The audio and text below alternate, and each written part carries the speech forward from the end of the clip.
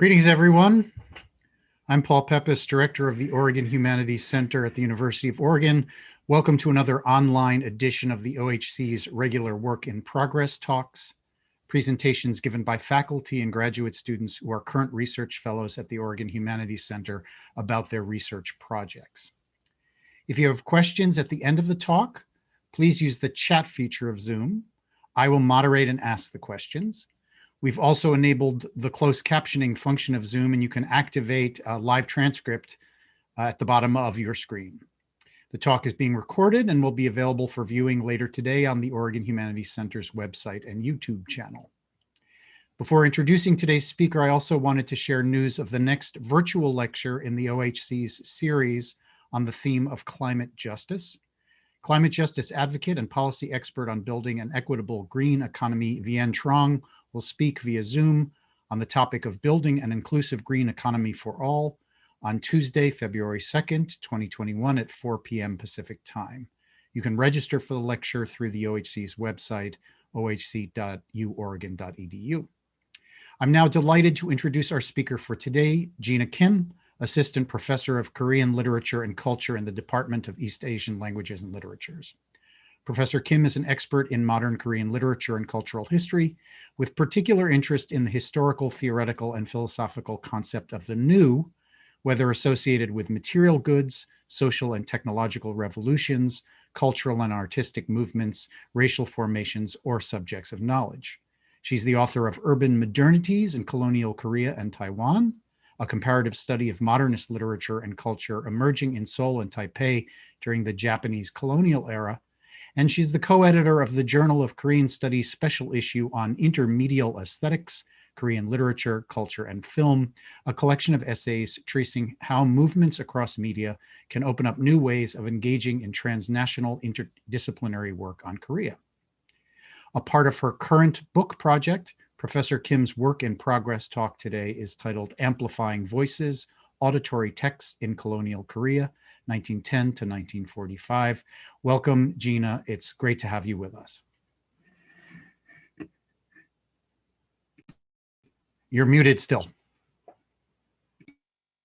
Thank you very much, Paul, for that introduction. And I would like to begin by thanking the Oregon Humanities Center's Paul, as well as all the staff members for supporting my research this past year, as well as University of Oregon's VPRI faculty fellowship, which has also supported part of this project.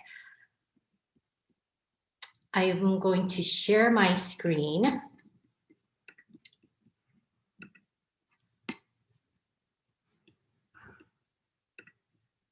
And is this all visible?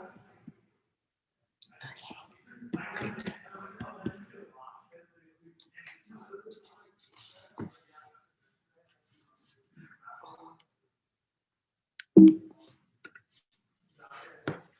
My current project, titled Auditory Text in Colonial Korea, 1910 to 1945, is an expansion or an extension from my earlier studies on urban modernities in colonial Korea and Taiwan, which Paul had just introduced.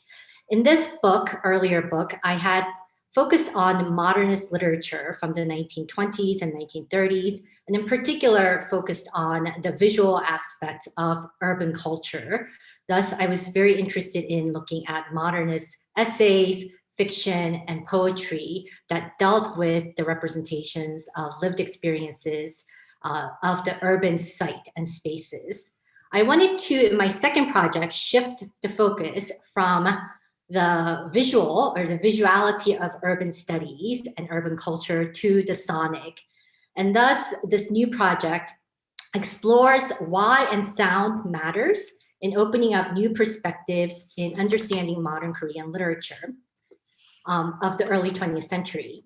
Although sound and sound production have been essential components of literature and constructing knowledge of auditory cultures, the ability to record as to preserve and document and duplicate sound through mechanical reproduction was wholly new at the end of the 19th century, with Edison's invention of the phonograph, Emil Berliner's invention of the gramophone in 1888. These inventions allowed live performances to be recorded, played back to the mass audience at a later time and in different spaces, thereby reorganizing the way sound becomes mediated by materialities of technology. Shortly after their introduction in the West, the gramophone was also introduced in East Asia. As early as 1899, advertisement in Korean newspapers such as the Hwangseong Shinmun or the Dongnip Shinmun, which this slide shows, lure people to come and see this new talking machine. Likewise, in 1907, gramophone records were being sold in Korea, and the first Korean music performance was recorded by Columbia Records that same year. These duplicated records, however, faced steep competition with the invention of the radio and its ability to stream sound synchronously over a wider geographical space when the first Korean radio station under the call sign of JODK opened in 1926. What's more, the move from silent films to talkie films in 1936 further electrified the mimetic experience of hearing the source of the sound connected to actual human images and objects, thus further complicating human senses and perception of sound. By tracing the history, culture, and technology of sound production, my study aims to work towards a new understanding of auditory histories and texts as they relate specifically to the form of modern Korean literary production and political subjectivities of colonized writers and readers and listeners living under Japanese colonial rule between 1910 and 1945. Which I would say was at once liberalizing and opening up new venues for cultural and artistic expressions, but also increasingly prohibitive in terms of what and how Koreans could express themselves due to various levels of repressive and ideological apparatus actively in operation. The debates around what constituted modern ways of writing and reading surged along with and against this mediascape and colonial global context.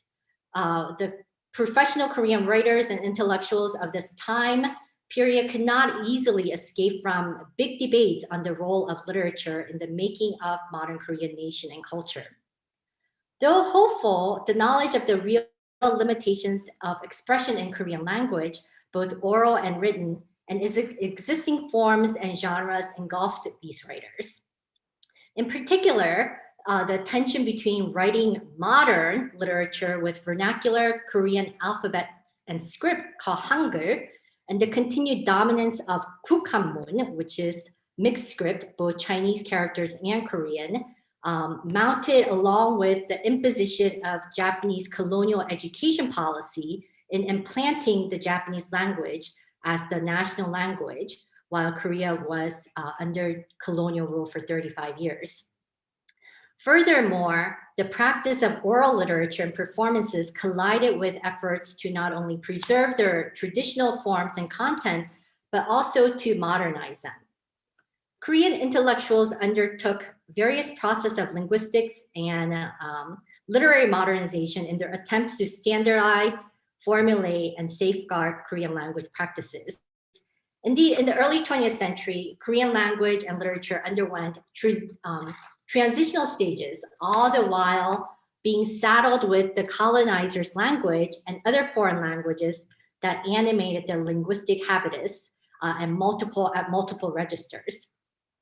Yet literary modernization in Korea is seldom discussed in terms of the sonic or sonic representations.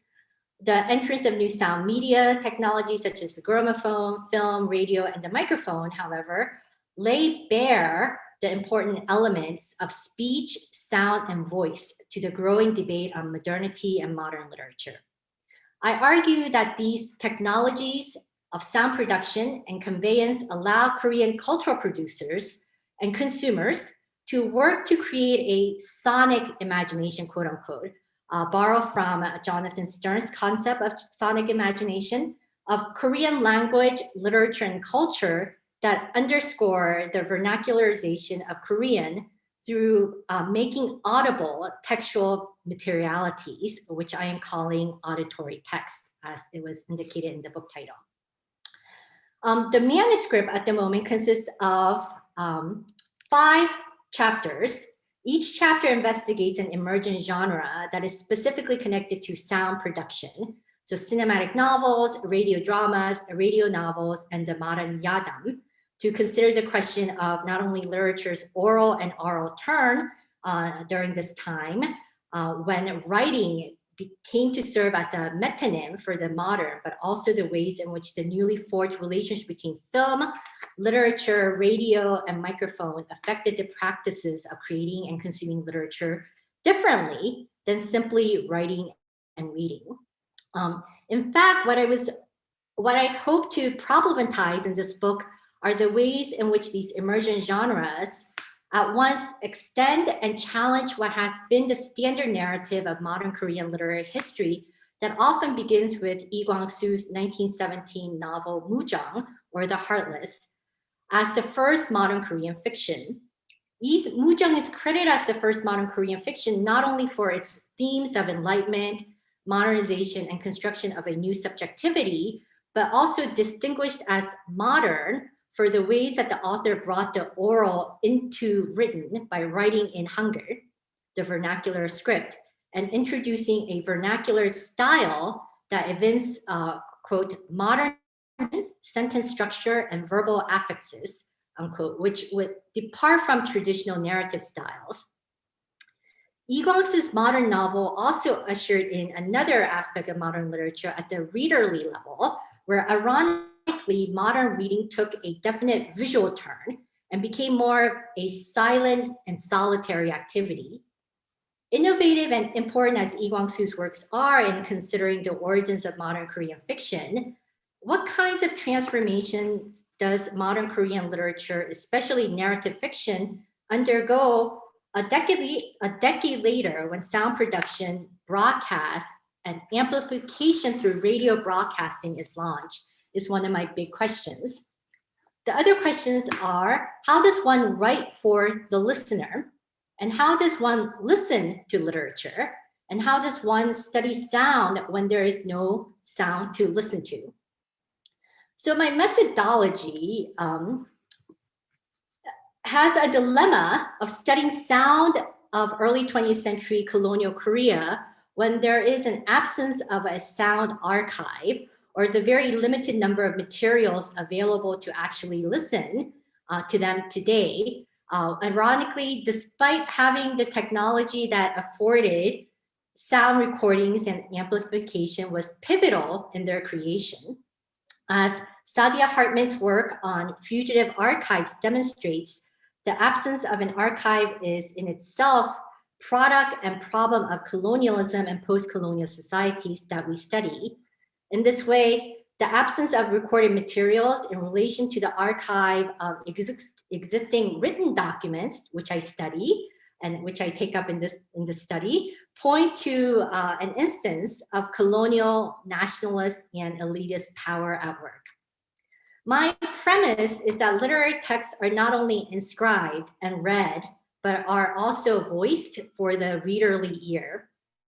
I explore this central premise from within the field of Korean literary studies, which has taken in the recent years a sharp vision-centered turn, whereby sound has become an unduly neglected element of research and analysis.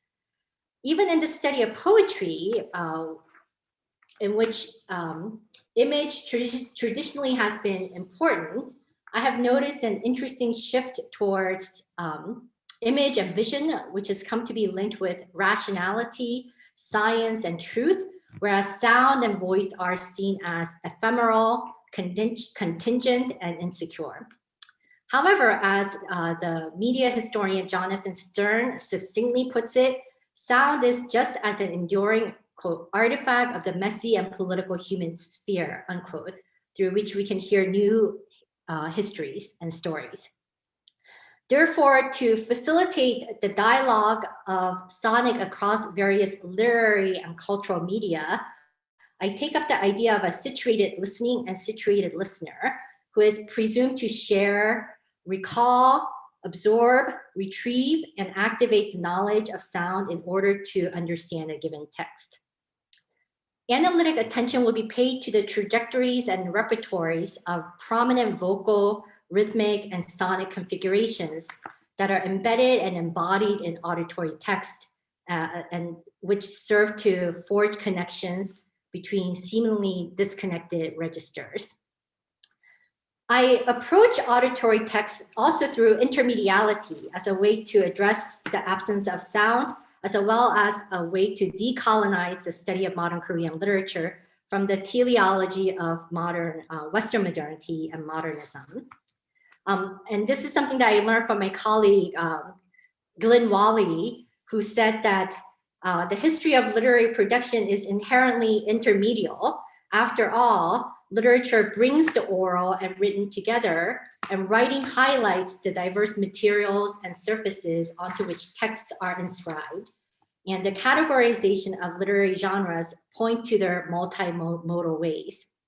So in fact, in all three East Asian countries, Northeast Asian countries, China, Japan, and Korea, one of the marks of modern literary production, especially the writing of fiction, was the effort to unify speech and writing. That is, unification of speech and writing. In Korean, it will be Unmun Ilchi. Movement to create new national literature.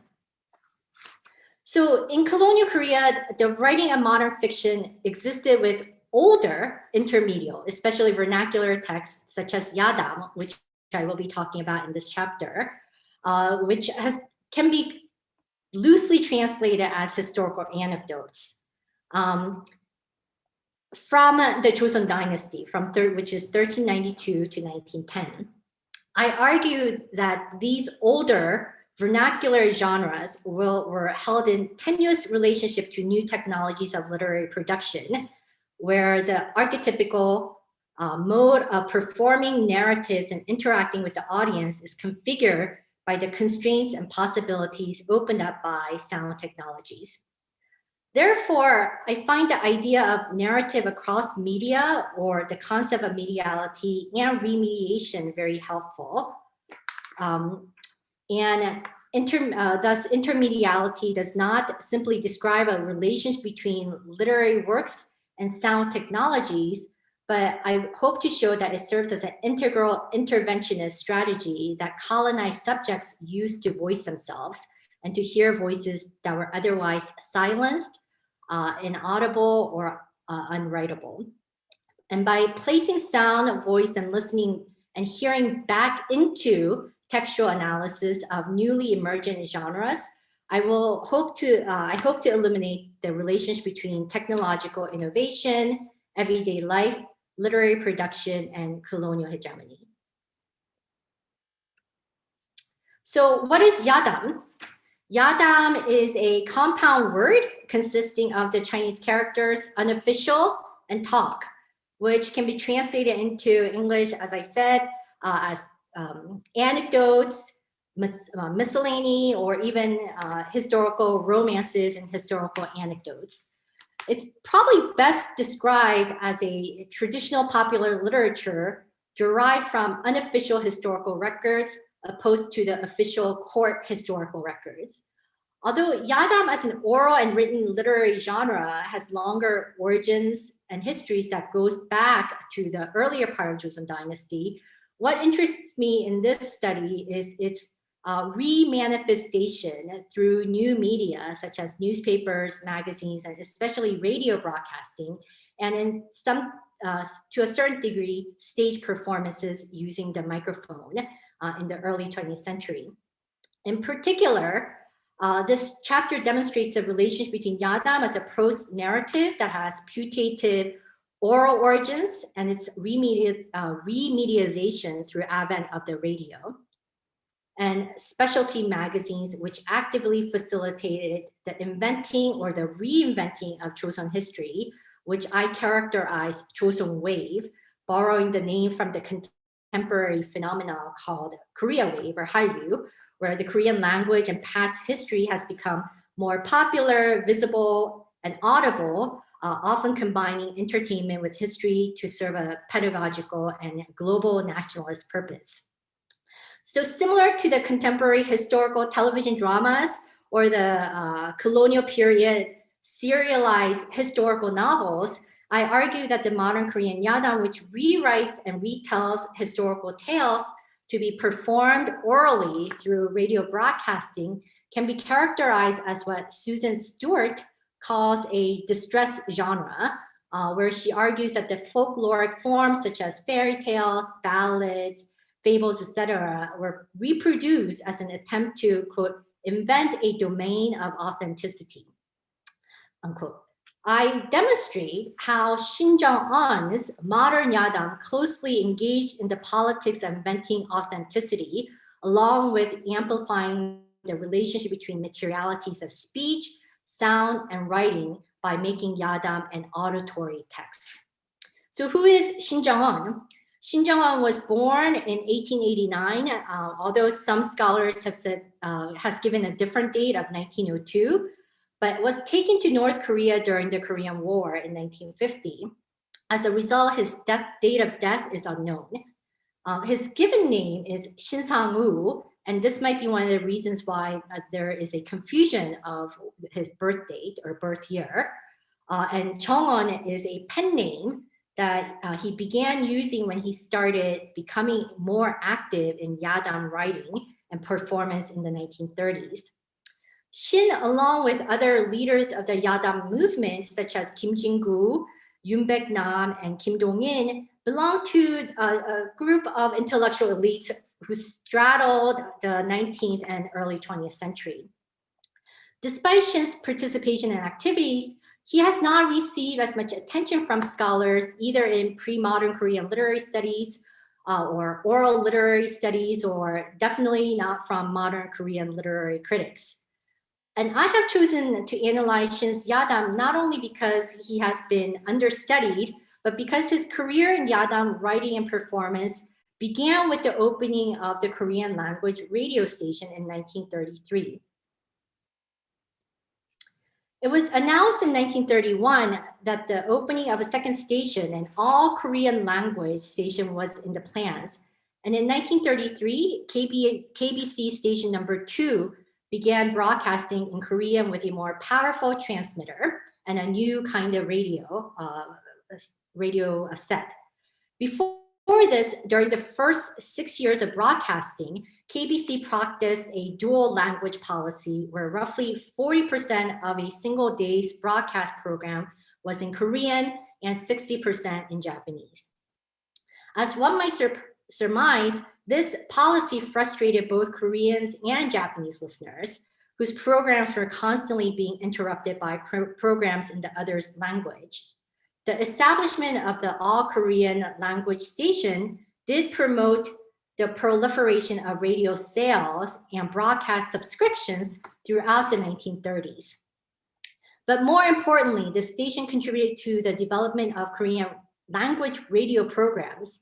While broadcasting technology was being advanced and expanded, one of the most crucial aspects for the success of radio listening continued to be programming, that is, the content of the daily radio programs. Although the colonial regime made concerted efforts to use radio technology and programming to cement its cultural hegemony, Korean listeners did not always fall victim to the system of control or to the assimilationist policies or strategies. Rather, it was the consumers who learned to use and indeed use the radio for their own pleasure and entertainment. This appears to be the case, especially after the establishment of the separate Korean language broadcast station in 1933, wherein which up to 16 hours of radio broadcasting filled with news, education, and entertainment were carried per day. Yadam was given prime time slots in the programming. It aired twice a day around noon, and also one more time in the evening between 8 to 8:30 and 9 to 9:30, usually for 20 to 30 minutes. Yadam broadcasting on radio went hand in hand with publication of not just one, but 2 Yadam magazines, or magazines devoted to Yadam in the 1930s. Work on Yadam was edited and published by Yoon Baek-nam, and Yadam was edited by Kim Dong-in.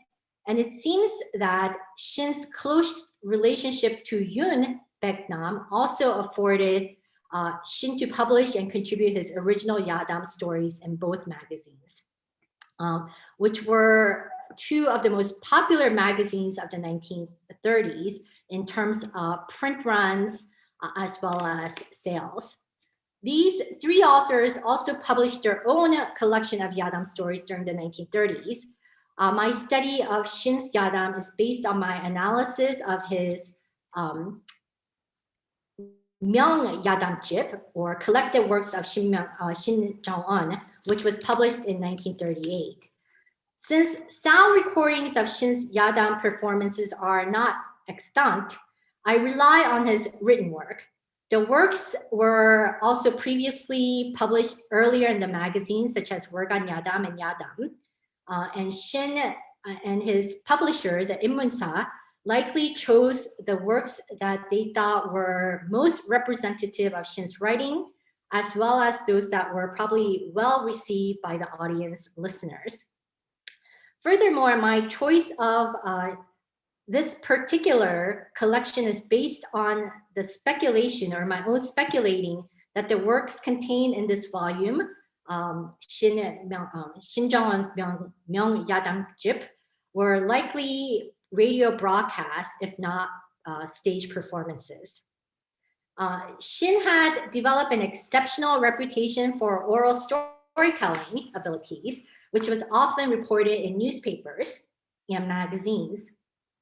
And just to just speak a little bit about this slide, this is a list of Shin Jong-un's Yadam radio broadcast schedule that was published in the newspaper in the 1937. So as you can see, there's I'm sure this is not the most extensive, comprehensive list, but this does show that at least every month Shin was broadcasting his Yadam through the radio.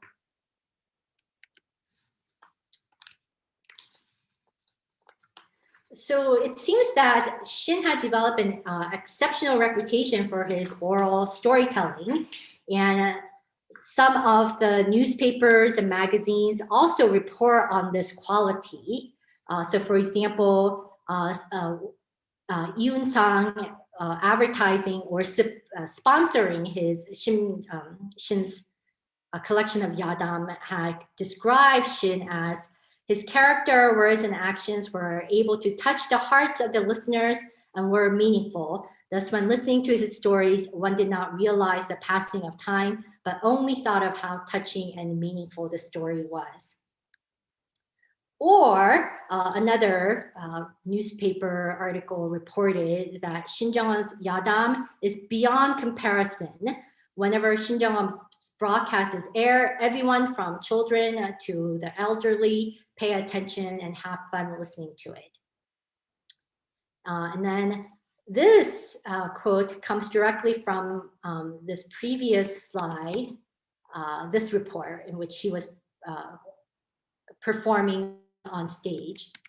And it reads that the climatic point of his performance was such that listeners were wringing their hands in anticipation. So based on some of these newspaper reports and sponsorships show that Shin Jong-un, more than any other Yadam performers, had superb storytelling abilities.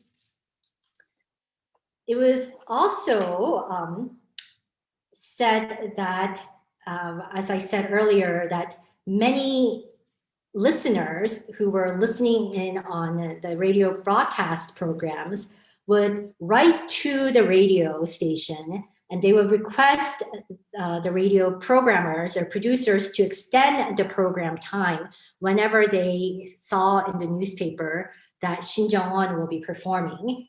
And because of his popularity, the entrance fee to his Yadam performance commanded a higher price than any other performers. And this is also probably the case with the price of the Yadam collection that he had published. unlike Yoon Baek-nam's or Kim Dong-in's publication, this Shin Jung-won's publication was at least twice as much in the cost of the book. Yoon Baek-nam was also considered to be a sensational performer who relayed, who was actually one responsible for bringing Shin into radio broadcasting and radio broadcasting of Yadam. And Yoon Baek-nam himself had said in a newspaper interview that Shin Jung-won had the most superb and sonorous voice. So by placing sound, listening, and hearing back into the textual analysis of the newly emergent genres, I hope to demonstrate technological innovation, everyday life, and literary production and colonial hegemony. And I would look now, I'm going to turn specifically to Shin Jung-won's modern Yadam. And this is the copyright page of Shin Jung-won's Myeong Yadam Jip and the table of contents that is available in the front of the book. Modern Yadam, and this is the first page of the first story of Shin's Yadam. So modern Yadam were that were written by Shin Jung-won during the colonial period seems to be much like the recent Korean popular historical TV dramas and films.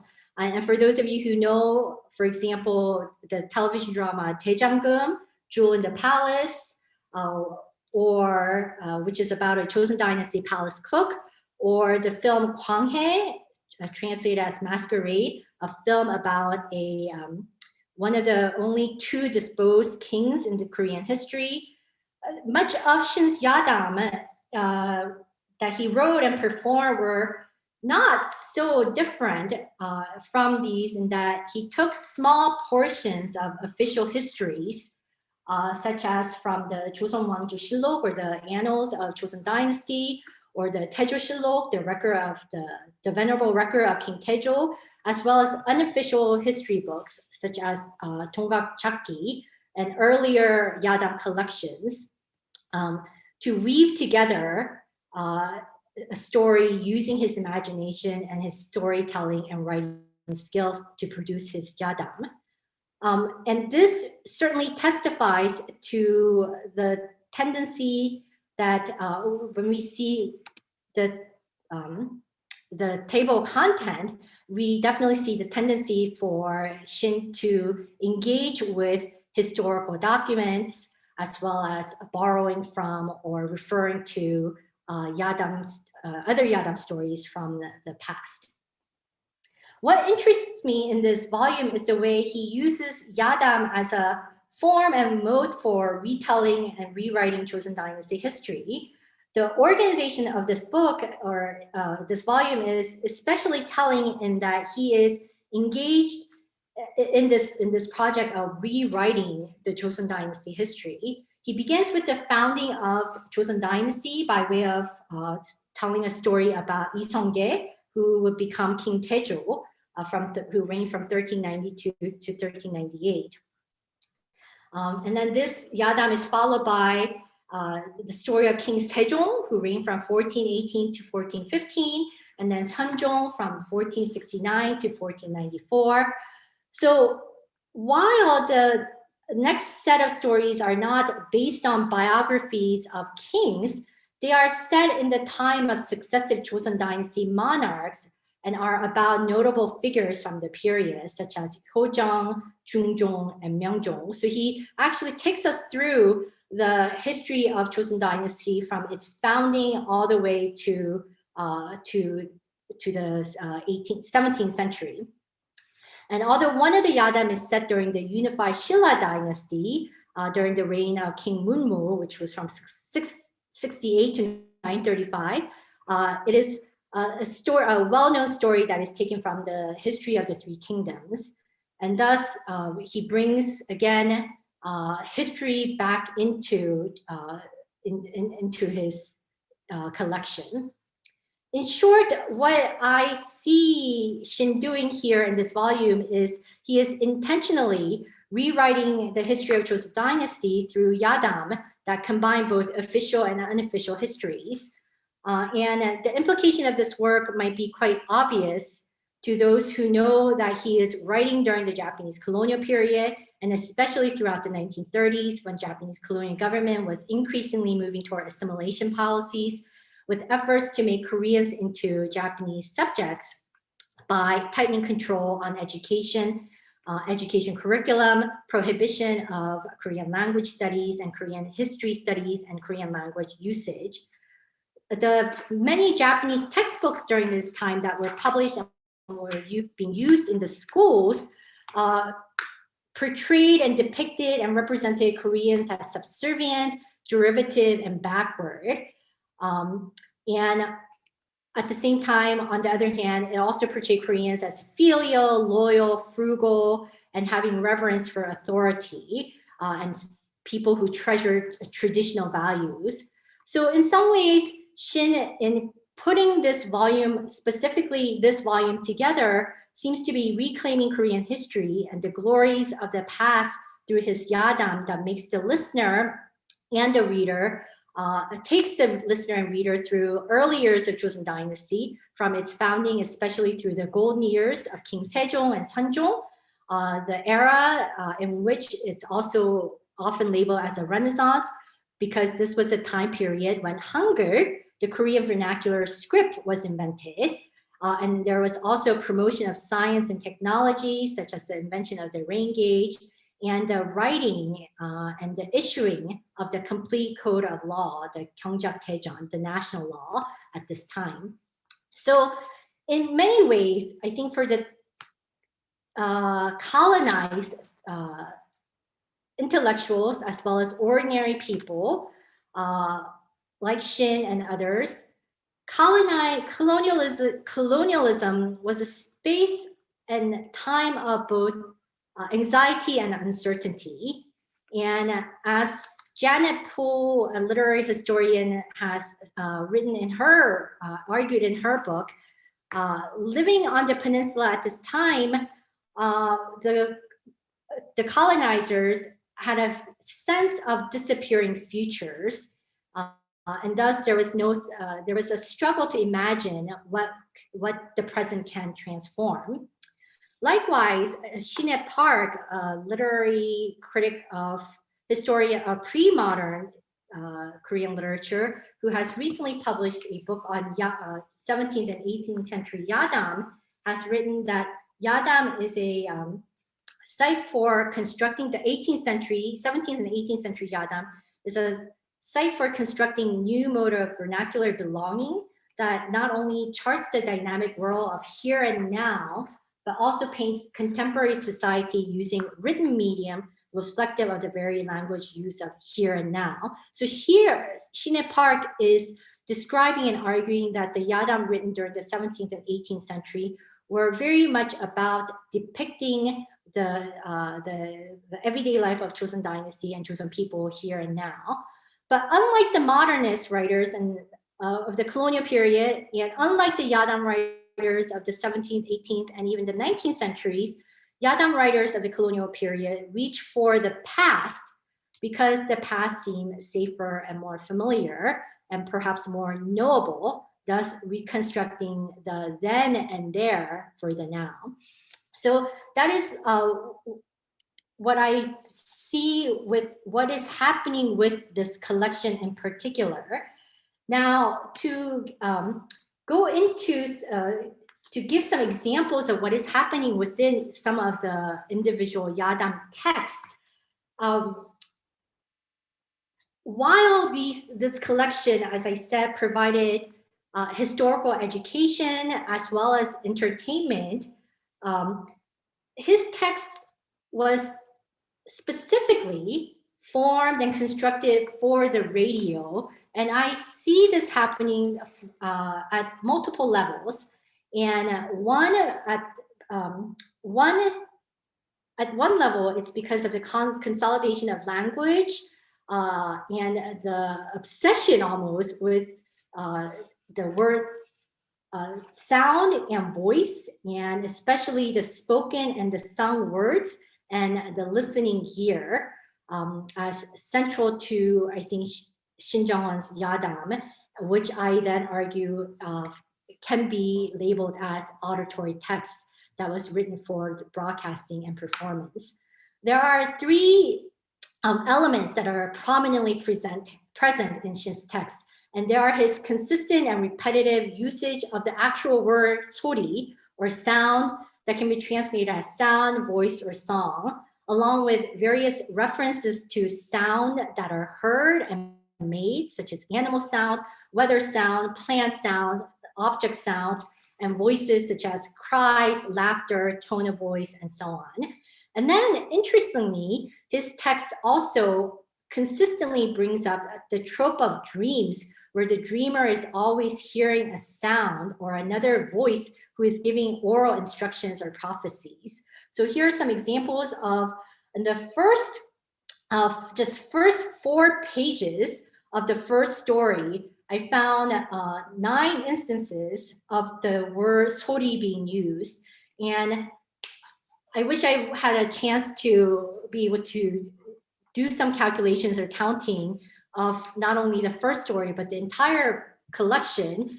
But from just my reading, what came very noticeable was the usage of the word 소리. Not only was he obsessed with using the word 소리, but he used it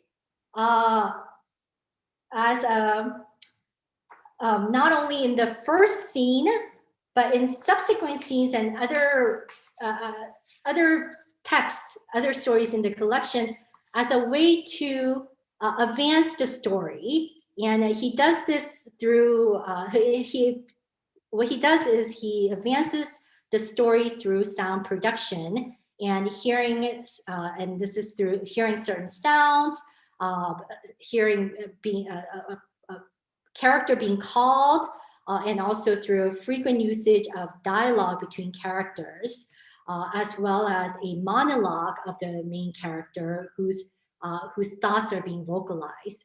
So this is my very cursory and rough translation of the first page and first scene of the first story in this collection, which actually addresses many of the things that I have just talked about. That is the usage, the consistent and repetitive usage of the word 소리, whether it's 닭소리, the sound of the rooster, to, for example, using sound as a way to advance the plot of the story. And then, of course, it begins with a dream that Li Shijun, our main character, has. And in his dream, he hears a mirror that is cracking, a mirror that has fallen and cracked. So I'm not going to read the passage here. You can take a look. What is, again, very interesting then is that that Li Shijun was, in this passage, so bothered, in particular by especially the loud sound of the cracking of the mirror, that he decides to consult a dream interpreter who then interprets and explicates his dream. And the dream interpreter then tells Li Shijun that this is an auspicious dream. And he goes on to explain that the sound of the breaking mirror is actually a sign that Li Shijun will accomplish his goals and dreams, and it serves as an announcement of Li Shijun's success being heard all over the earth. So this strategy and style are repeated throughout the volume, and more specifically, sound is used to mark time, it marks dreams, and dreams are constructed as spaces where not only images appear, but clear sounds and voices enter to give specific directions and as a sign for the dreamer to expect. And the human voice is always marked, and throughout the volume, there are multiple ways that the voice of a speaker or the character is described. So for example, in another story, as well as in this story, as well as other stories in the volume, there's always a description of the speaker who has a very sonorous, loud voice, compared to, for example, another person who has a very sensitive and delicate and accented voice. And this is very much apparent in the second story on King Sejong, in which there's a poor scholar who does not recognize and interacts with the king just through the voice and the conversation that they have in the dark evening, where he cannot see the image or the face of the king, but can only hear the voice of the king. So these are some of the ways that I think Shin Jong-un repeats and strategizes in order to write Yadam that is sensitive and attuned for radio broadcasting and for the audio medium, in which the listener will have a fuller sonic experience. Thus, I conclude by just saying that the radio broadcast allowed this older genre called Yadam to be broadcast and brought to the fore through multiple modalities and conveyance, especially through the radio broadcast, in solidifying and rewriting not only past histories, but also amplifying for the listener multiple registers of voices that can be heard.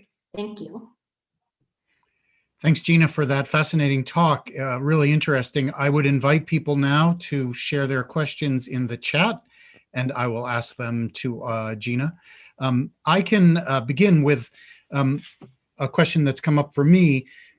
You've pointed out, obviously, that there is a kind of latent nationalist agenda to Shin's Yadam under Japanese colonial rule. And I'm curious about the extent of regulation that the Japanese authorities exerted on these radio broadcasts and on the production of this kind of literature. I mean, did they read it? Were they unthreatened by it? It seems to me it could potentially pose various sorts of challenges to Japanese hegemony. Yes, thank you very much for that question. And I guess in order to answer that question, I will go back a little further to 1927, when there was the Yadam movement was initiated, and this Yadam movement was actually held on stage through touring of Yadam performers performing Yadam throughout the Korean Peninsula in big cities. And at that time, colonial authorities actually cracked down on these Yadam stories as being perhaps nationalist or having two perhaps subversive nationalist agendas, and of course, reviving and revitalizing Korean history.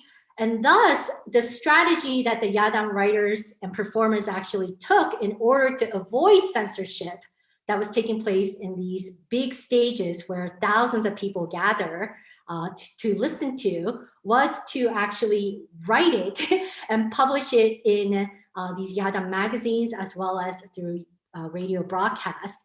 And in part, I think it's because Yadam was, by the 1930s, considered to be part of a popular genre that was less threatening for the colonial authorities. But at the same time, because it has now become such a part of the popular genre, as considered to be a part of the entertainment industry, it was also criticized by the intellectuals and the progressive nationalists and the leftists, who believed that the Yadam performers and writers were also caving into consumer culture and colonial modernity.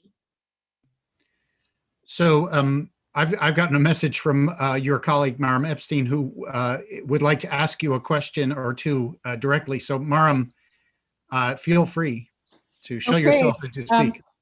Thank you, and great talk, Jina. So the comment, I was thinking about the overlay between these historical anecdotes and stories of the strange, because they're all about dreams and weird things happening, people with horns. And it recalled to me that in stories of the strange in Chinese, so in Zhiguai, often the thing that pulls people into the world of the dream is a sound or a smell, because sounds and smells are able to cross over boundaries in a way that visuality isn't so much. So obviously in these texts, they're amplifying the use of sounds, but I don't think it's coming out of nowhere. So it's already built into that genre. And the question I had to do with register and use of dialect when reading these things. And if we have any evidence of, so what register, because Korean has many different layers of formality, and also use of regional dialect, because as part of the nationalism, in some ways, the closer you get to the folk, the more authentically nationalist it is. And I'm wondering if you can say anything about that.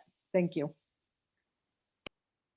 Yes, thank you, Mara, for those the wonderful comment and the question.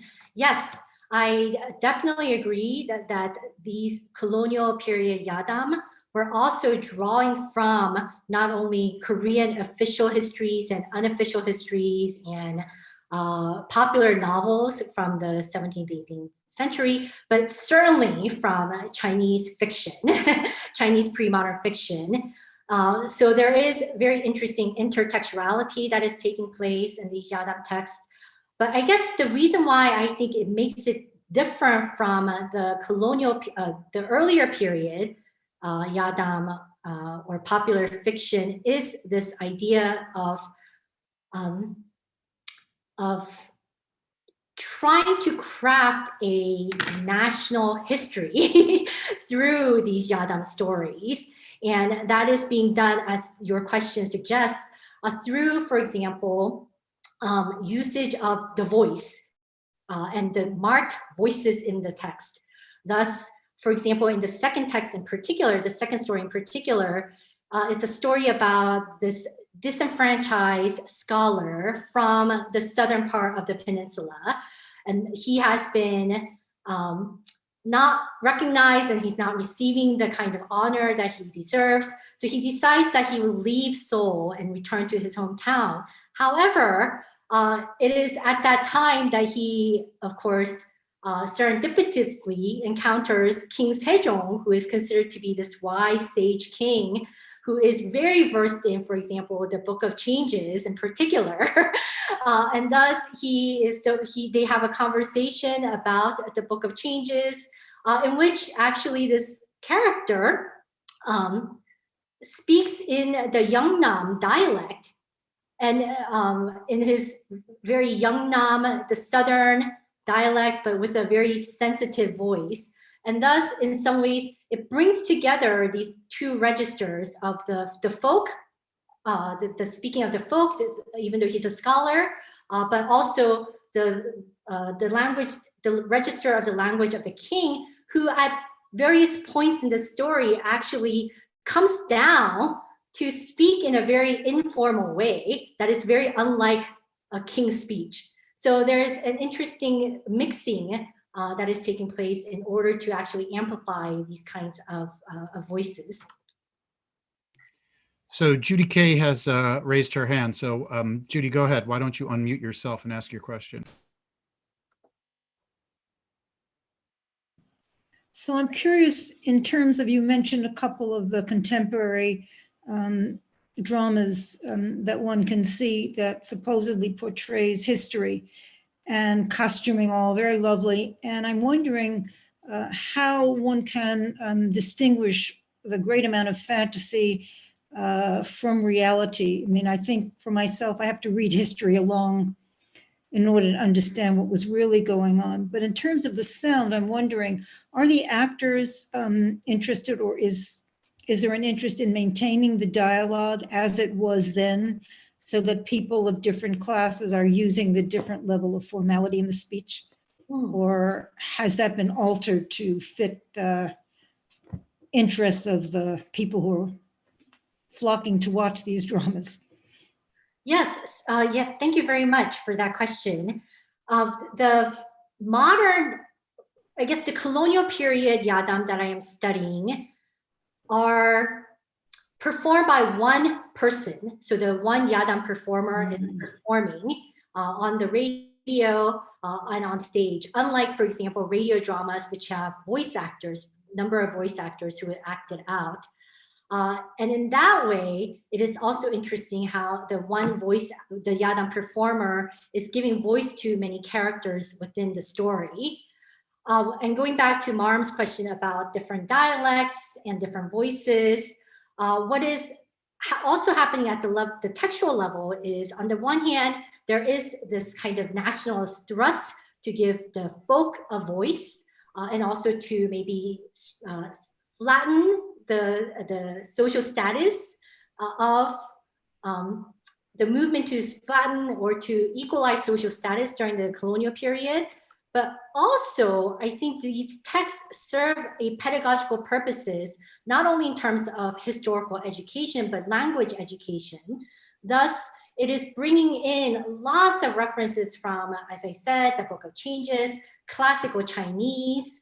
But these, whenever classical Chinese is brought into the text, it's always annotated as if it's a primer for learning these classical texts and classical Chinese. So there's, on the one hand, that taking place.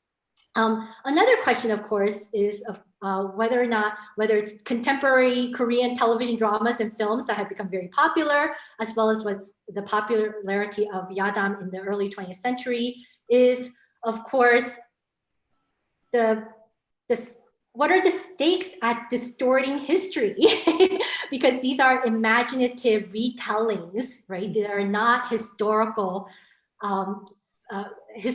records that have been kept by the royal historians.